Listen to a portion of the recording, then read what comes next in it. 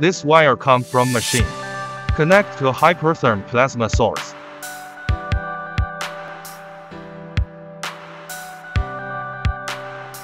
This air pipe connects to air compressor. Connect to 3-phase 380V. This one is switch. Connect to torch wire. Connect to ground wire. When cut metal sheet, another side need connect with machine. When cut round pipe, need connect with rotary axis. These 3 valves connect with air.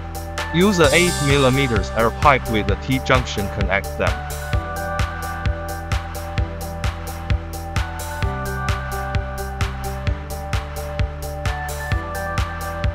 This water pipe used to cool in drilling tank.